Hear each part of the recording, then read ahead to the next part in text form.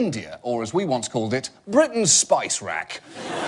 This week, India's Prime Minister, Narendra Modi, made his first official visit to the UK, the highlight of which was a speech at Wembley Stadium featuring fireworks, the Prime Minister, a spectacular drum battle and a rousing speech. I was told that London will be cold,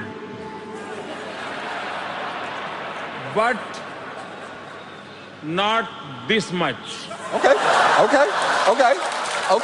yes, fair play.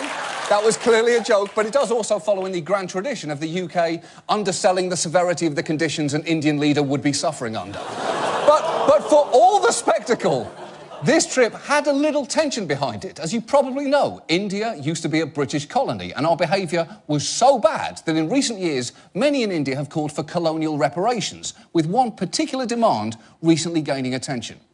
This is the Kohinoor diamond, which reached Britain during the reign of the British Empire and became the magnificence of the Queen's crown. A lobby of Indian industrialists and artists in London are preparing to give legal challenge to Queen Elizabeth for Kohinoor's return to India.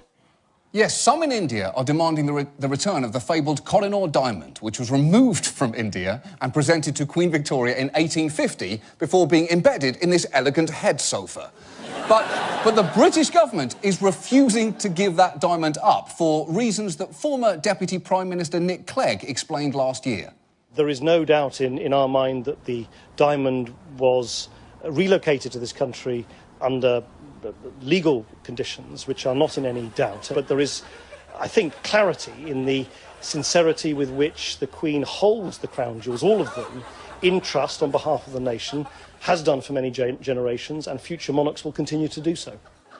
OK, that's an intricate legal argument, so let me see if I can break it down for you. What he's basically saying is, I understand that you want the diamond, but the thing is, we have the diamond, you don't, and we're going to keep having it forever.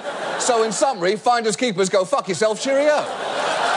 And as for the current Prime Minister, David Cameron, when he was asked about returning the diamond during a visit to India a few years ago, he simply stated, "They're not having that back."